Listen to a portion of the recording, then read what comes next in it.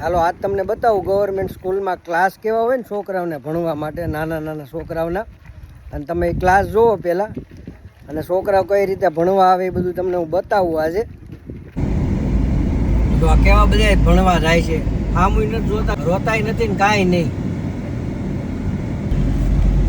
જો આ બધા છોકરાઓ કેવા ઊભા છે, અહીંયા રોવા બોવાની સિસ્ટમ જ નહીં, હાથે સમજીને ભણવા વિયા જાય. તો આવા ક્લાસ હોય આવી રીતે બધા બેન્ચીસ ઉપર બેસી જવાનું.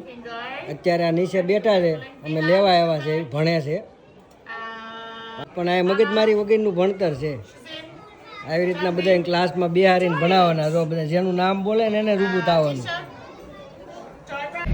અને ન્યા તો ભાઈ આપણે સવારમાં ઉઠે અને ભાઈ નાવા ન જાય ને તે મમ્મી થાકી જાય કઈ કહીને કેવું, નાવા જા તારે મોડું થાય.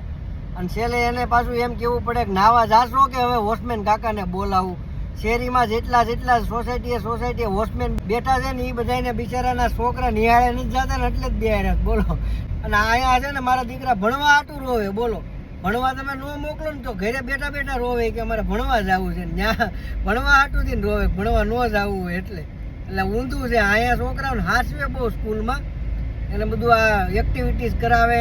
અને ગવર્મેન્ટની સ્કૂલ ભાઈ અહીંયા એવી હોય ને ક્લાસમાં તમને મજા આવે, એસી બેસી ચાલુ હોય. એટલે એ બધી અહીંયા છે ને ફેસિલિટી આપે છોકરાઓને. એટલે અહીંયા છોકરાઓ કેવો કે બાંધે નહીં, રોવે નહીં, કોઈ વનાઈને ખોટા કોઈ ઢોંગ ન કરે એમ. અને ત્યાં આ બધું ઓછું મળતું હોય એટલે છોકરાને થોડુંક વધારે ઓલું દુઃખ લાગે. એટલે અહીંયા છે ને ભાઈ રોયા વગરના છોકરાઓ ભણવા જાય એટલે અહીંયા મજા આવે, તમને મજા આવે. તમારે છોકરા હોય ને તો કાંઈ માથાકૂટ નહીં ભણવા બાબતે એમ. એનો ટાઈમ થાય એટલે એને તમારે મૂકી આવવાનું, લઈ આવવાનું, બીજી કોઈ મગજમારી ન હોય અહીંયા.